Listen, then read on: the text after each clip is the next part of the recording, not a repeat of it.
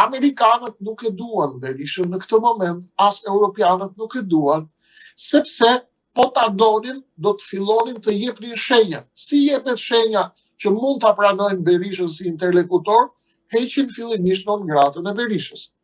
Eliminimi i non gratës dhe nisja e kontakteve me kancelarit ndërkombëtare është shenjë e hapjes së rrugës për Berishën. Perëndimi nuk e do më t'ja hap këtë rrugë.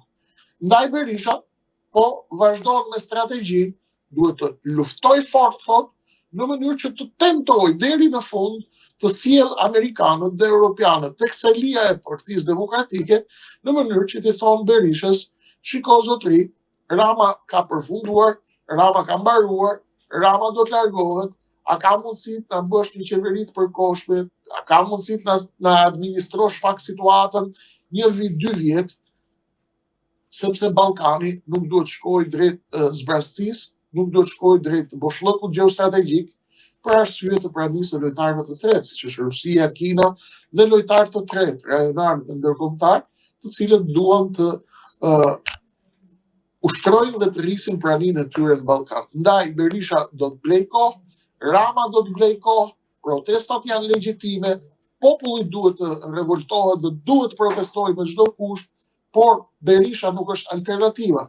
Dhe Berisha duhet i thotë popullit shqiptar që të dalë në protest, sepse është pjesa më e madhe, populli shqiptar nuk e do Berishën mos i alternativë të Ramës. Kjo ka vetëm një zgjidhje.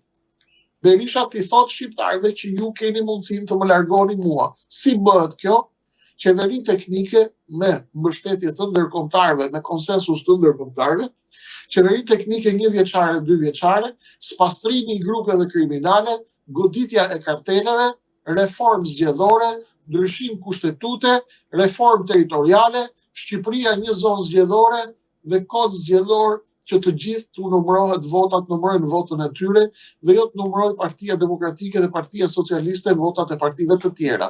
Sipas kodit të 2008-s, kur Rama është marrë vesh me Berishën dhe kanë bërë një kod që të ruajnë monopolin bipolar, po nuk e bën këtë protestat e Berishës, më vjen keq që ja them popullit opozitar, do të jenë shëtitje në bulevard, të cilat nuk kanë qëllim rrëzimin e Edi Ramës, por kanë qëllim forcimin e kartave të Berishës për amerikanët dhe për europianët.